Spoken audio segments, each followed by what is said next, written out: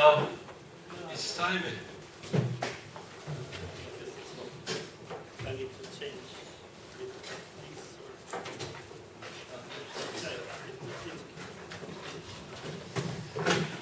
So let us start. The first speaker, Hjalmar Rosengren from Ruijsenaars University, Professor Gothenburg. It's very nice. All the way.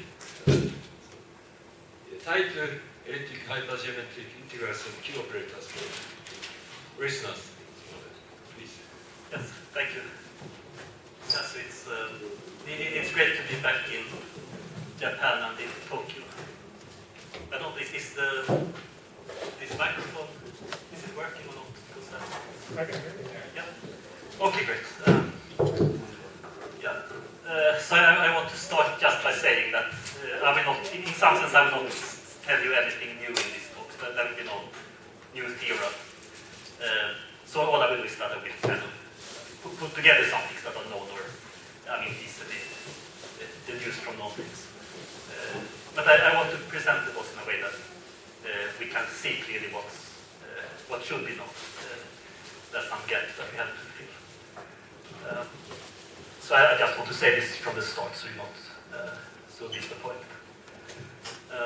And also I thought that since it's a very diverse audience and also it's the first talk of the meeting, I will just start with just 5 minutes saying something general about elliptic hypergeometric functions. So that will be very well known to a lot of you. And then I will maybe talk about Ruijsenaars operators, some other operators that were introduced by Nomi and some that are very important for me. And then something about kernel functions and about Q operators, which will be some kind of integral extensions of the Nomi sum operators. And then, well, there will not be any theorem or any proof, but at least like a kind of failed proof at the end. I think it's still somewhat interesting. So that's some ideas that maybe could lead to a proof of this thing. So let's start with elliptic function. So I think most people know what an elliptic function is. So if you formulate it without coordinates, it's an elliptic function from a complex torus to the complex sphere. So that's many tori, but just one sphere. And then we want some coordinates, and in this talk, and I expect many others, I prefer to work in a multiplicative coordinates. So x will generally be some non-zero complex number, and if you take the plane minus the origin, and then this should work. You identify each number x by p times x, where I take p to be smaller than 1 modulus. Then, I think you can see it's like an annulus, and you identify the integrand out of the circle. So you get the torus. And of course, if you're more used to an additive torus, then it's just a matter of an exponential change of variables. And the sphere, of course, is the Riemann sphere, so you add the point at infinity. And in these coordinates, an elliptic function becomes a meromorphic function because it could have some poles, and it's defined outside zero. So typically at zero it doesn't have a pole, but some much worse singularities. And it's periodic in these multiplicatives. So that's my definition of an elliptic function. Yeah, so please interrupt if you have questions. I think we will have plenty of time for questions.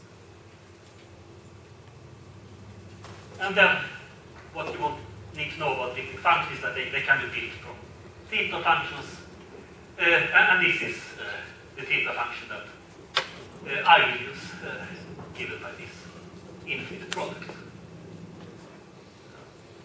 And it turns out that you can factor any elliptic function in terms of theta functions, so elliptic functions become precisely function of this form, where you need this type of condition, which is called balancing condition.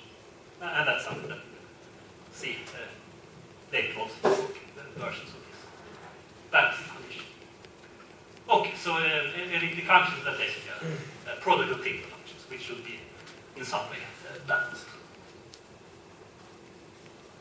And then I come to the gamma function, which looks more complicated, but it's really kind of very fundamental. So, I mean, if you go back to differential equations, if you want to teach your students about differential equations, you know you have to start with this equation, f minus f, which has the simple solution, which is the exponential function. And then starting from that, you can build up some complicated equations.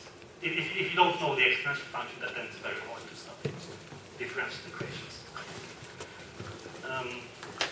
And the elliptic gamma function, it's basically the same thing, but if you want to study Q difference equations with elliptic coefficients. So Q difference, it just means difference, but you're in a multiplicative variables in this product. So you multiply your variable by some amount of Q. And the simplest thing you can have is that you, when you do that sum, theta function comes out. If you can solve this simple Q difference equation, then you can solve anything with elliptic coefficients. And the solution to that, well, I will take also this Q to be smaller than 1 in modulus. And then the solution, well, I mean that's more than one solution, but we can pick this solution, which is the social Ruijsenaars elliptic gamma function. It's easy to check just if you plug this in here, then it cancels, except some factors that become this input function.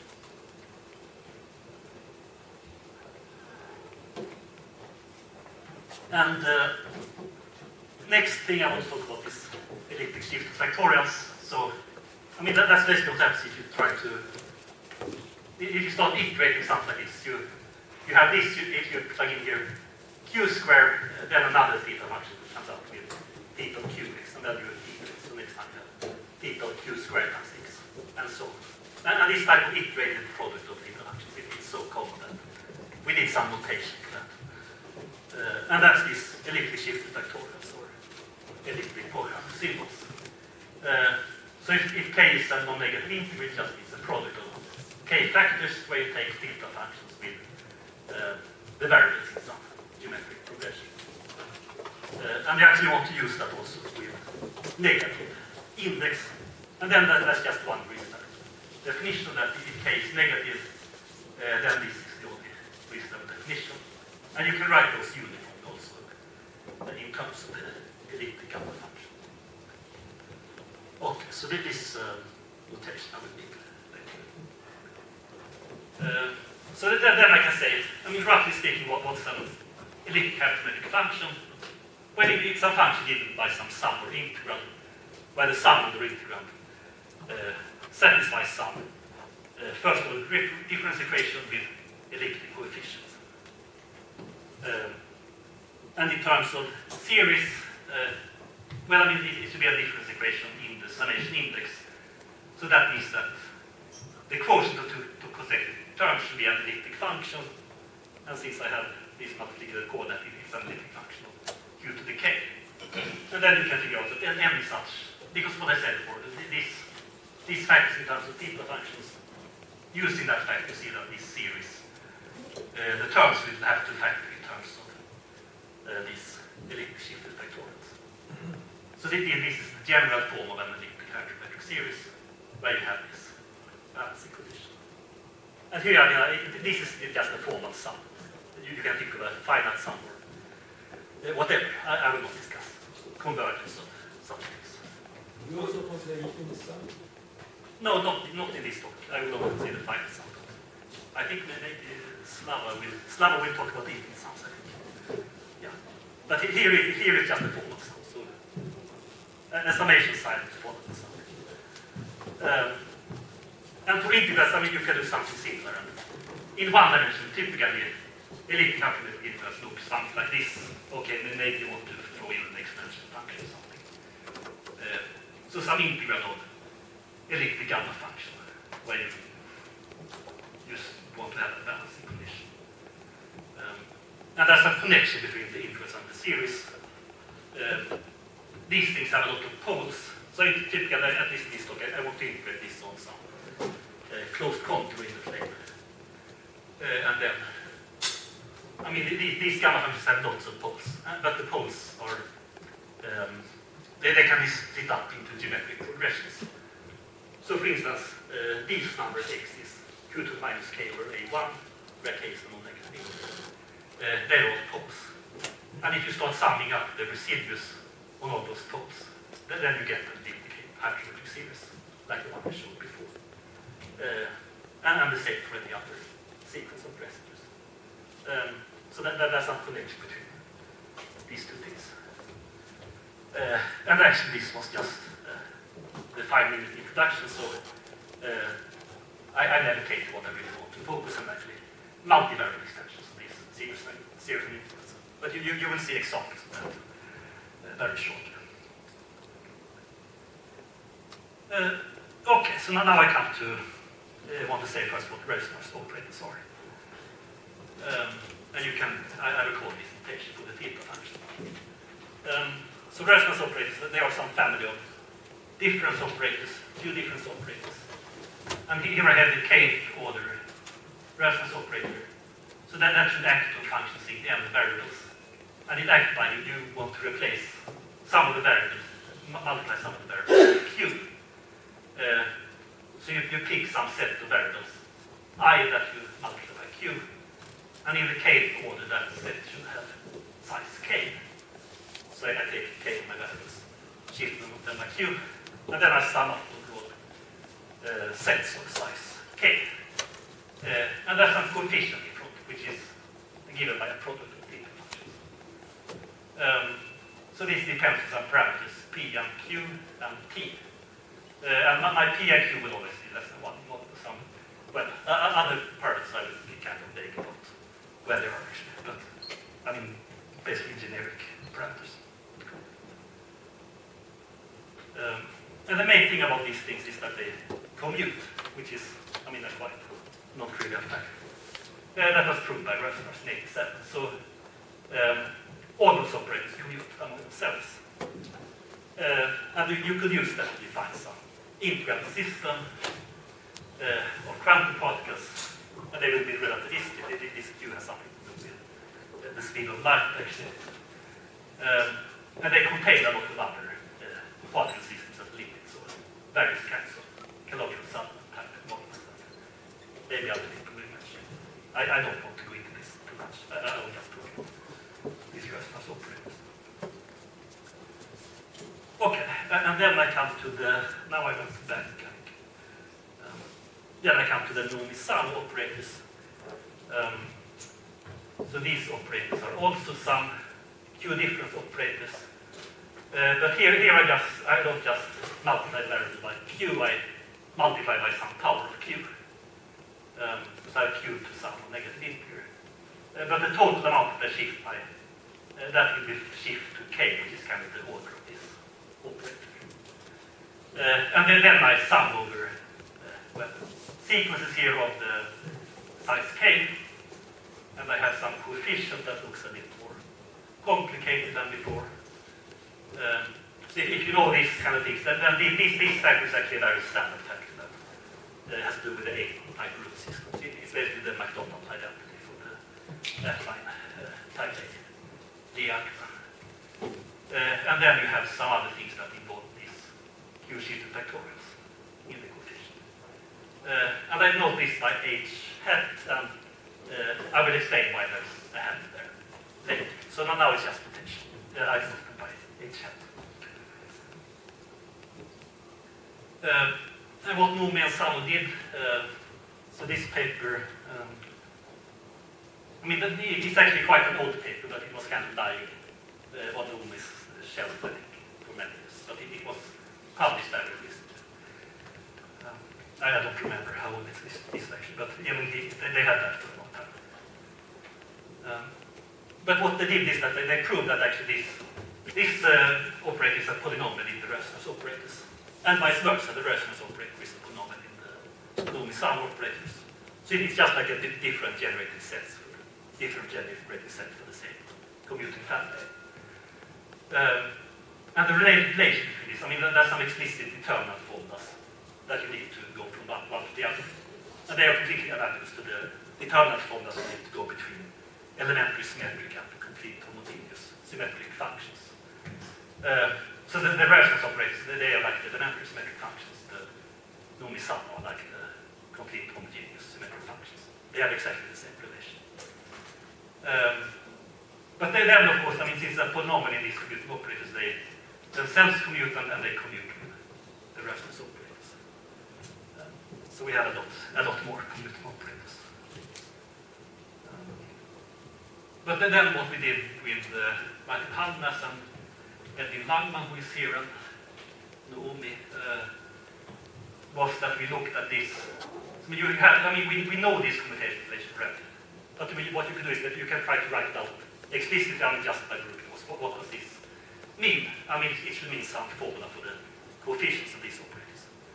If you write down that explicitly, you find that it's a known transformation formula for a multivariable elliptic hypergeometric series.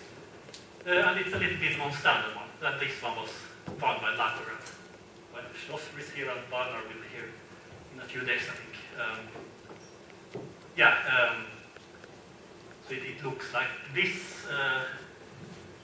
And here I always need to, I mean, when you need to work with these things, I mean, you need to pick your notation as compact as you can. So I already started to, they depend on QMP, but I suppress those parameters. And also if I have product of many such things, I suppress the product sign. So shift factorials with many variables, that doesn't is a product of these things. So I use this notation here.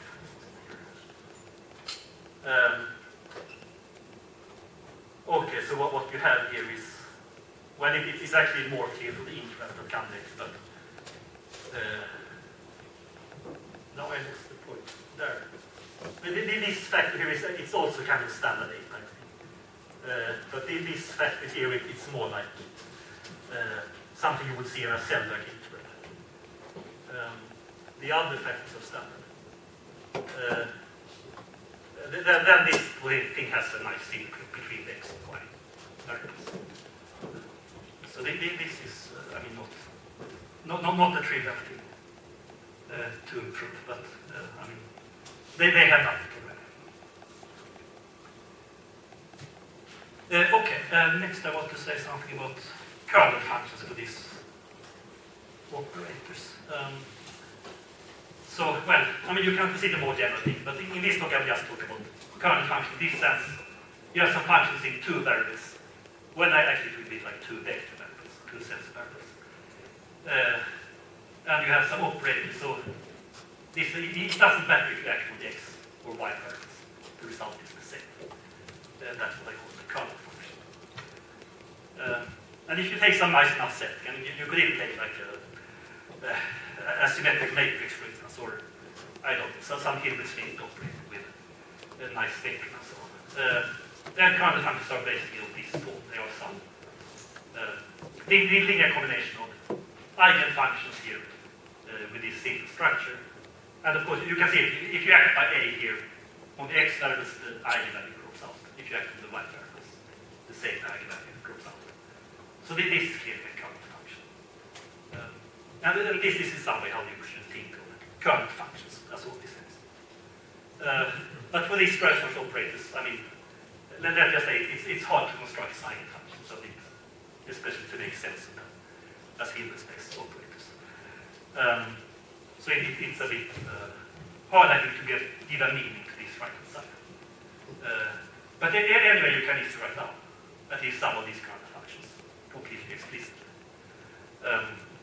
So somehow you can say that it's like an alternative to work with the eigenfunction is to work with the kernel functions.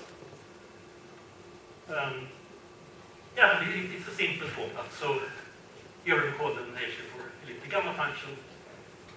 And this was actually found by Ruijsenaars, that these operators have these type of kernel functions. So here C is just a free parameter. So you have some nice balanced kind of expression in terms of the elliptic gamma functions. If you act by this on the x variable or on the y variable, you get out exactly the same result. And of course that also works for the normy sum operator. So the normy sum operators are polynomials in the Ruijsenaars operators. So then they must have the same kernel functions, of course. This Ruijsenaars kernel function is also a kernel function for the Nomi-Sum operators. And that's something that's explained by Nomi and Sum, and I think that's actually how they derive their operators. That's where they came from. They noticed that they can get some solution to this equation from the so-called Hjalmar-Rosengren elliptic hypergeometric transformation formula that I will show you now because it didn't fit on the previous slide. Yeah, so this is, I think, one of my favorite formulas in mathematics, which maybe tells you a lot about myself, actually. Okay, so let's say something about it. So, I mean, if you have a sum here over, so some kind of sequence, I mean, in two variables, it's a triangle and so on.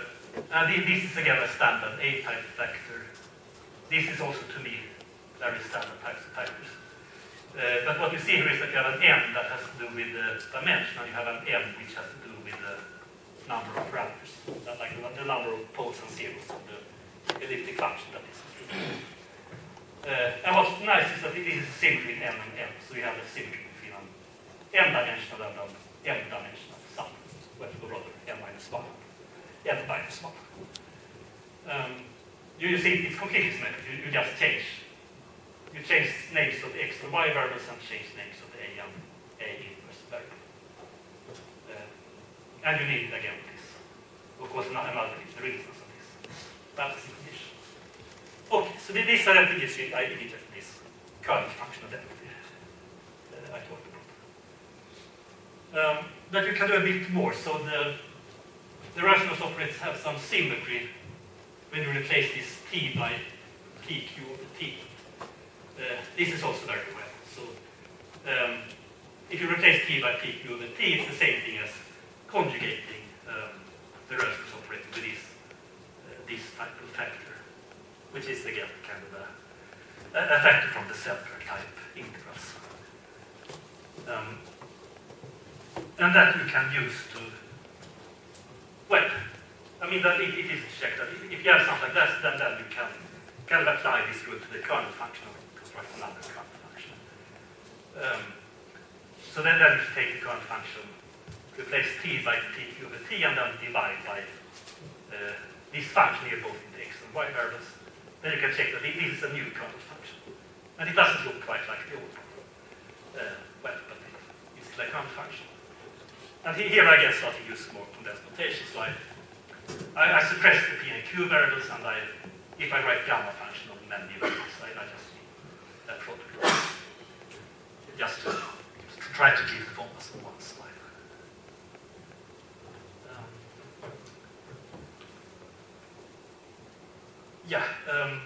But the point is that these Nomi-Sum operators, they don't have this symmetry. If you apply the symmetry, you get something that looks different. So I can take my hat. These were the original ones I found. I can do this thing to them that I replace t by pq over t and conjugate with this function w. Then I get some other operator that I not with sh without the hat. And of course, since the Ruijsenaars operators are stable, when I do this, I will get again a polynomial in the Ruijsenaars operators. But it will not be the same polynomial, it will be another polynomial. Because the coefficients of the polynomial, they are not symmetric among this transformation. So if you work it out, you get something that looks different. In the expression I showed before, with a hat, we didn't have at all this type of factor with t, but now we have it.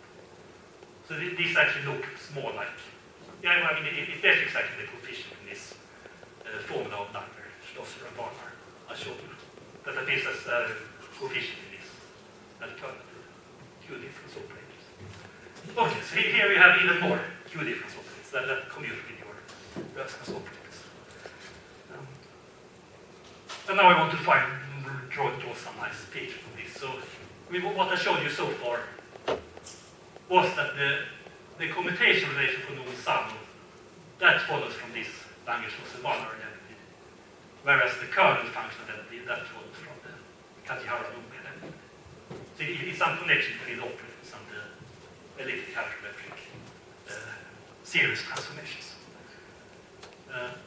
And of course you can, I mean, this is kind of obvious. I mean, the H are just okay, the H has some similar transformation. So the commutation relation between those two are again given by the same idea. The same theory if you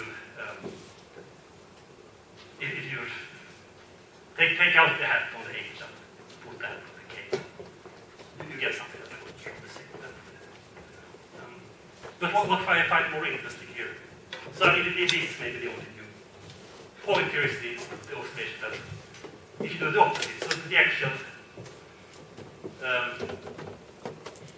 the commutation relation between the H and H hat, that actually follows from the Hjalmar Rosengren. Whereas the fact that K is a current function of H and K hat is a current function of H hat, that follows from the language loss department. So again, I mean, all these things just follow immediately from what Rumi and Sandro did, but what I do is just I kind of work them out. I mean, if you want to work them out by brute force instead, then these are the two like fundamental aspects that you need, and you don't need anything else. And there's some nice symmetry between these two types, if you can look at that. But now what I want to do is to make this kind of even more interesting by putting integral operators into the picture. So this will be the Q operators. So let me, I mean, kind of return to some very nice situation, which is nicer than what I actually have. So we can just think of A as something really nice, some nice integral, well, some nice operator acting on functions. And let's say it's self-adjoint with respect to some measure U. And let's say that K is a current function. And then let's see what happens if we integrate some function against the current function. Then you see that, oh, now I did something. It's okay.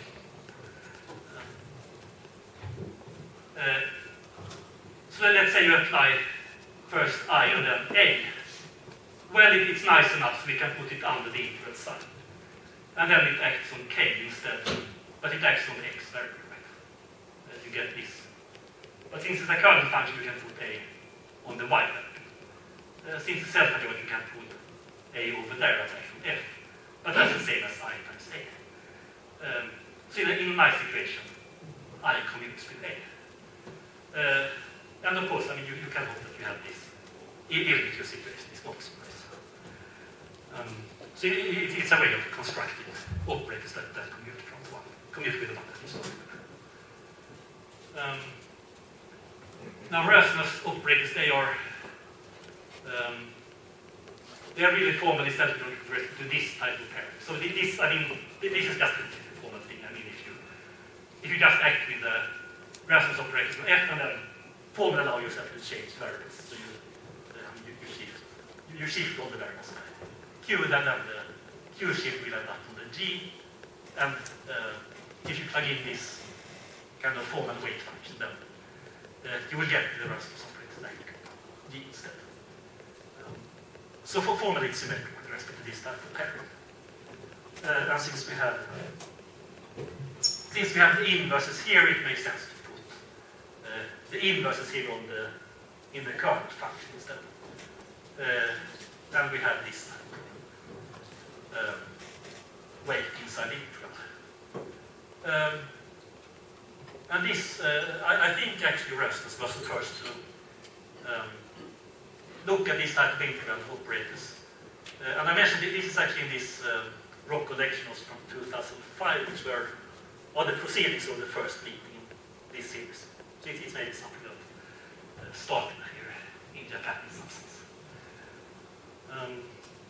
And a lot of people have looked at that. And in particular, there's two very recent papers by Beloso and co-authors who use the terminology Q operators for these type of integrals. And I will follow that terminology. And it has been used by a lot of people. So your Q operator acts on which space? Yeah, I mean, it's a good question. I mean, here is just something formal, but Acts on any function or? yeah, in principle. I mean, I of course, to make this precise, you need to say what integral is, and then space of functions rectal, but I don't make it precise. I choose not to make it precise. Does it have anything to do with vector Q operators, at least normally? Or? Yes, I come to that on the next slide. But it's a very good question. But first, I want to say that these have been used by a lot of people to construct eigenfunctions of the Ruijsenaars type operators. For instance, there's a series of papers by Hjalmar and Rosengren, which are about the hyperbolic case, so some limit case, and also in this very recent kind of monumental paper by Langman, Nomi, and Shirishi. They use these type of operators, or operators of this sort to construct eigenfunctions of, the elliptic Ruijsenaars operators. But so this issues questions. So to me that was also a mystery. Why do they call them Q operators? Because what I'm familiar with is actually just these old things like Baxter. So Baxter introduced Q operators as part of his solutions of the A-types model. It was in spin chain. If you look at Baxter's Q operators, it's very hard to see any connections to these type of integral operators. But it comes, I think one important step was a paper by Pasquier and Godin where they looked at Q operators for the periodic Toda-mappes, and those are actually very similar to Baxter's Q operators. You have T-Q relations and all these kind of things. And then they showed that the matrix elements of those operators give some generated functions for extra transformations. And then Q operators turned up in many contexts. It was kind of a viewpoint of Kuznetsov and Hjalmar that you should think of Q operators as quantum analogs of extra transformations. So you have something on the quantum space that somehow should allow you to reconstruct the extra transformation of some classical Hamiltonian system. And that's something that Hjalmar and Rosengren did for the Rosengren's current function. That's a classical limit that gives you really generated functions for the extra transformation of some underlying classical system. Classical caloric resonance with a limit potential that's given by commuting differential operators. Given just by differential operators. Okay, so that's your question. They are called Q operators because they have, somehow they have something to do with extra transformations, basically. But it's really, it's quite a long way from what Baxter did. And here I want to make more precise the operators that I will use in this talk. So, okay, so I have function here. I define some Q operator with an extra parameter C that acts on it. I should have this kind of invariant measure. I should have this thing which is just the kernel function with x replaced by x inverse, as I explained. And what's important here is the contour of integration. So I integrate over some n-1 dimensional torus, but it's kind of important how you realize that. So you realize that as points in the complex space, n-dimensional complex space. So that they lie on some, each of them lies on torus, but the product of the x's should be equal to the product of the y's. That's an important equality for this, whatever they say. And here, this x, it's basically like an invariant measure of this torus. And now I think, experts in the audience will start worrying about the contour of integration and so on. But let's just say that. I'm a bit sloppy. It depends on the parameters. You may need to actually deform this contour and so on to get all the poles to be at the positions you want. But I will not discuss these things just at the level where I need to go into this type of data. So, something roughly like that is my Q operator. Yes, absolutely. Integrating the xn variable? No, it's implicit. We do because the xn is determined from the other variables. Yeah. So this is kind of, you often have this in A-type condition because the type A root system, it naturally sits like in a diagonal of n plus 1 dimensional space. So this is like a much thicker version of this diagram. Or I mean, it's just like a trace matrix is 0. It's an analog contract. And then of course I can put hat on my operator, so I do the same thing I had before to them, and then, I mean, like before you get, I mean, here in the queue you see you have this type of, this is really what I call like a Selberg integral type factor. But here you don't quite have that, because I mean you have this factor here, but I mean you see it depends on what, so you can put it outside. So that's what will happen when you apply this pattern.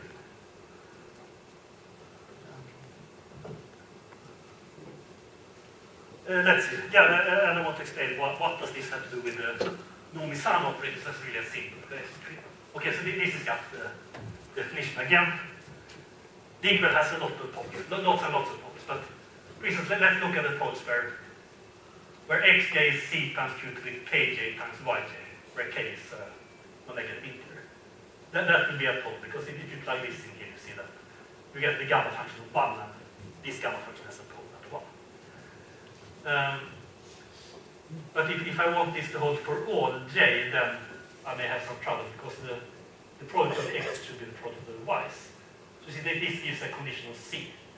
C has to have the form q to the minus n over n, well, capital N over small n, while the n is the sum of these k's. So that's, again, a negative integer. And if you just take this thing and write down the residue sum over all those poles, then you basically get the Nomi-San operator. So in that sense, the Nomi-San operator is sitting inside this integral operator. And of course, you have the same thing for the hatted operators. So the H hat, that was the original Nomi-San operator, so they sit inside the Q hat operator. Okay, so now I want to explain to you where the basic properties of the Q operators come from, after that in some integral identities. And this, well, this is the kind of thing you have to get used to. But I use this notation IMM for some integral depending on a lot of parameters. So I mean, it's the same type of integration I had before, but here the x should just multiply to 1. And we have, I mean, this constant you can forget about. What's important is this factor here, product of gamma function. You have another gamma function. So this type of integral is what Snabba-Spiridonov, there you are, you call it type 1, and Eric Race calls it Dixon type. But it's a kind of, I mean, of course, if you haven't seen it before, it just looks like a mess, but I mean, to people who work with this is like really standard type of integral. Not something very strange. But what Eric Race found was that this has an increasing symmetry between n and n, which is just like the Cauchy-Arrow transformation. It's in fact an integral analog transformation. So this big integral is more or less symmetric if you replace n that has to do with dimension with n that has to do with kind of complexity of the integral. So this is ring transformation. And I want to show you another one that I call well, let's show the names. Gadde, Rasteli, Rassamot, and Jan. So actually I made a mistake, because in the abstract of the talk I just mentioned Rassamot. But this is really a joint paper, so I should mention all the names. So here I have this type of integral depending on 2 n variables. And here again I have this type of factor that I said when we got times it's kind of a Selberg factor, but this doesn't look like one of the standard Selberg type integrals that you can find, like in every Rings papers. It's a bit more unusual. So I think it's a kind of cellular integral. And what they conjecture is that this thing is actually symmetric if you replace all the y's by their inverses. If the product of the y's is 1. Well, I mean, they tried something. They didn't write it like this, but it's equivalent to what they conjectured. And this is really an integral analog of the transformation I showed you before, this LSW transformation. And they derive this by some quantum field theory argument. I mean, both sides here are indices of some quantum field theory, and they should agree for physics reasons. But of course, that's completely non-rigorous. There's still no rigorous proof of this.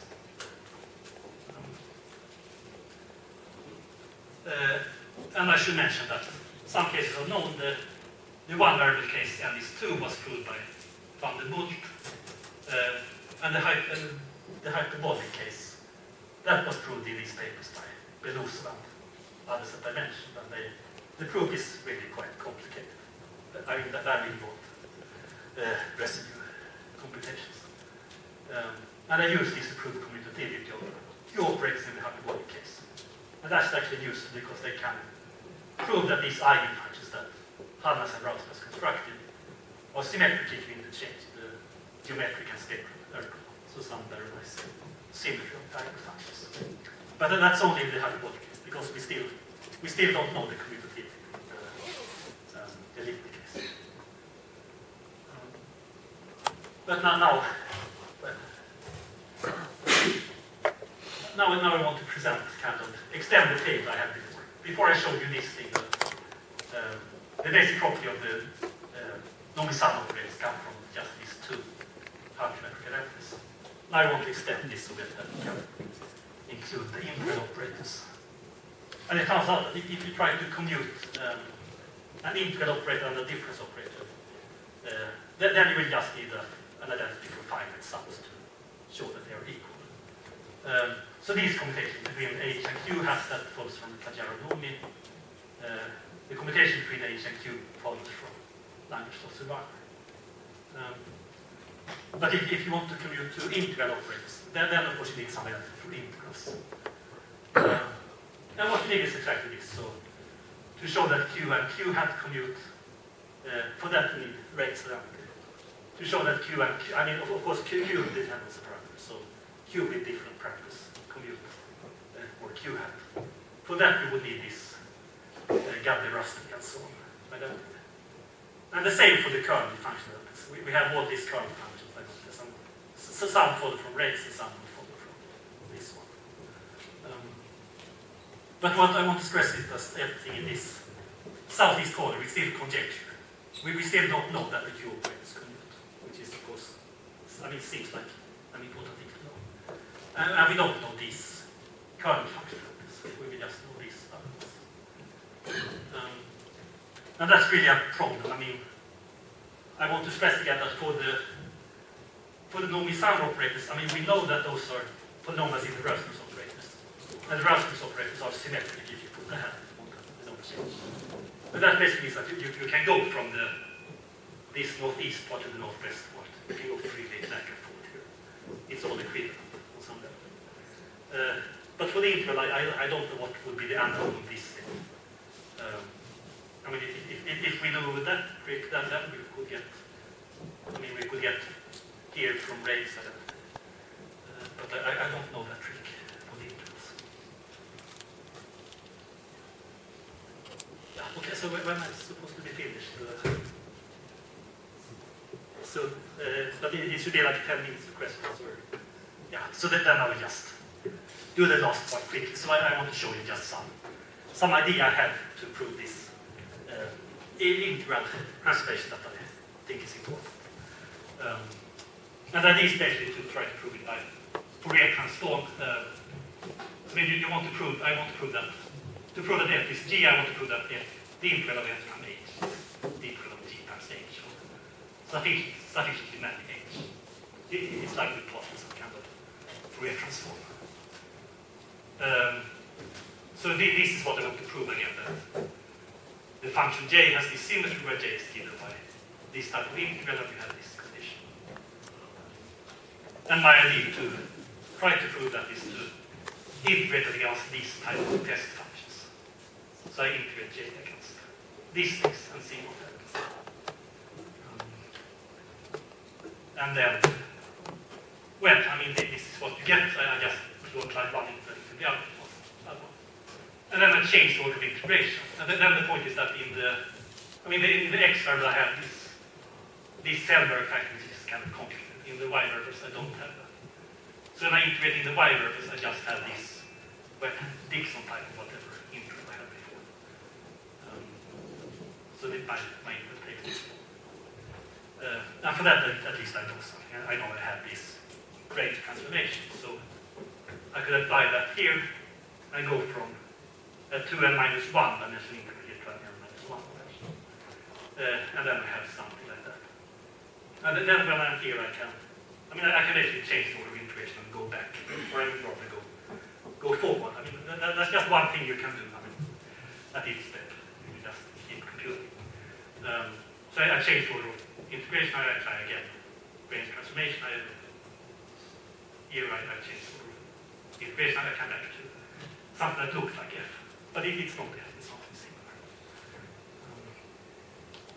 So what we find is we find that J satisfies this type of element. So the integral of J of Y times this test function is the integral of J Y inverse times this other kind of test function. Where you have replaced A by alpha over A, where alpha has to do with the geometric mean of the Ix. And there's some prefactor that comes from this range transformation. So it's not quite what I want. I mean, what I really want is something like this. The integral of J times some function is integral of J Y inverse times the same function without the prefactor. But you can do that if you pair the A variables up. If every A here is alpha times some other A and every B is B times some other B, then these factors will be the same test functions. And you can also check that the prefactor vanishes. So then you have something that's quite a reasonable class of functions G. Yeah, so if you work out, you have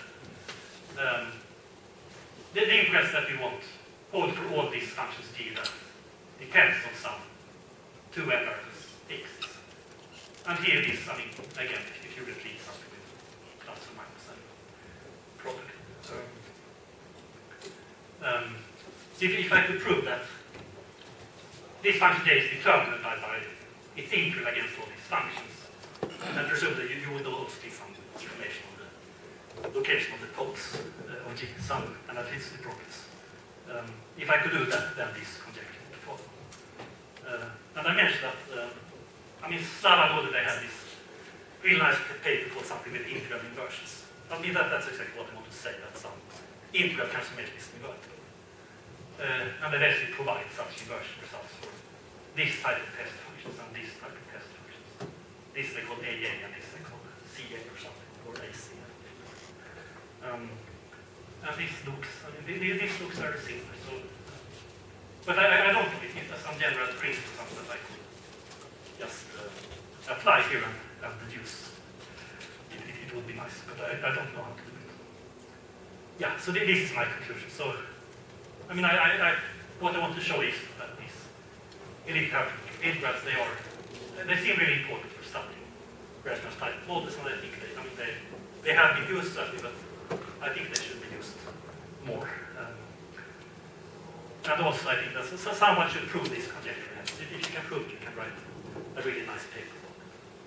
If you can do it with this idea shown, maybe it can be a joint paper. I mean, it doesn't matter. Just as long as someone does it, then we'll be very happy. Yeah, so that's all I want to say. So thanks very much.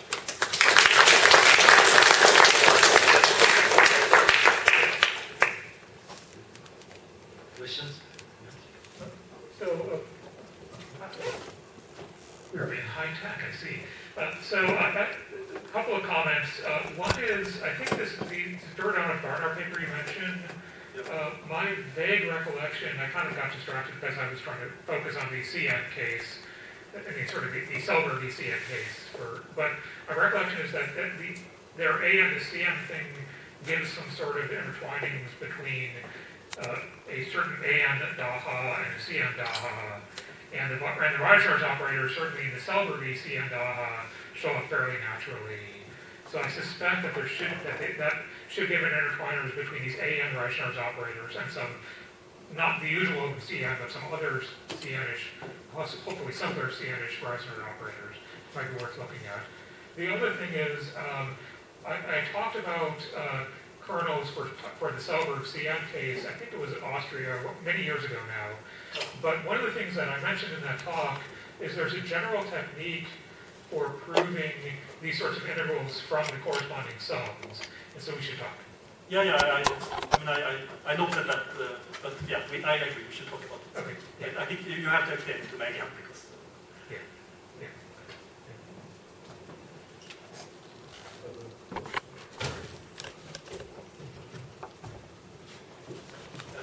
My class.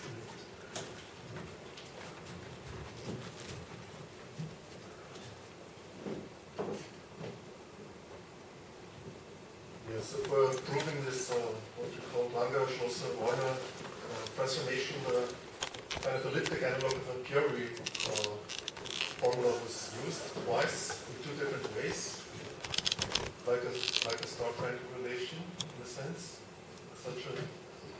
Is there an integral analog of the Curie formula which would work nicely here? Maybe? Oh, yes, maybe. I didn't, because I think I've done it twice, but in two different ways. First with one and then with the other. but this period, didn't you use that just for the trigonometric case? I don't Yes, remember. that's But why I I think say the elliptic elliptic case, yeah, analog another, that would be needed. yeah, that's a very good comment, I think. So, I think you got, the way they got, you got through that was, basically from that conjecture related to McDonald knowledge, right? Then of course you were in the trigonometrics, but then you realize that some of that is general to the elliptic case. Yeah, elliptic analog and McDonald ones are certainly very interesting.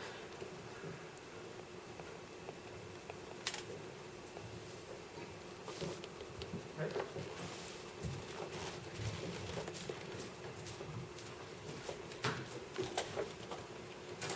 Hjalmar, these belows of company paper discusses the transition from n-1 particle systems to the n particle systems, so Yeah. it's a direct procedure.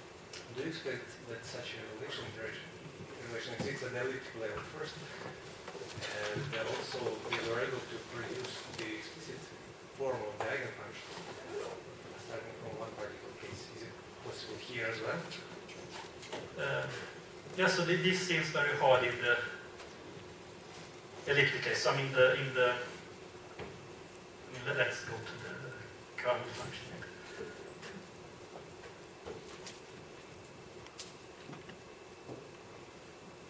Yeah, maybe I won't.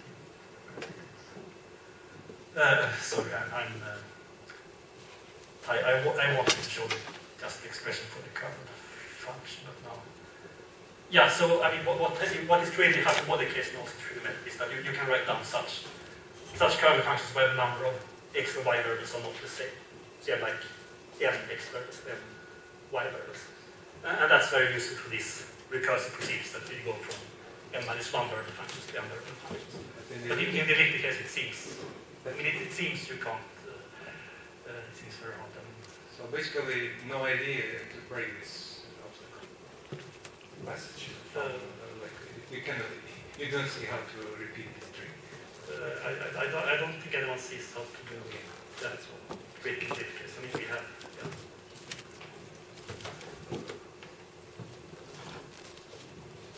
Any other questions? I have one. Yes. So probably you were mentioning something very bispectral variety or geometric. Yeah, I said something about the geometric aspect of variables of the eigenfunctions. So that means we have some understanding about the bispectral theoretic yeah, I'm really not an expert on these papers. I think you're the expert on papers. Well, for me it's very difficult to understand. Yeah, if it's difficult for you, then it's also difficult.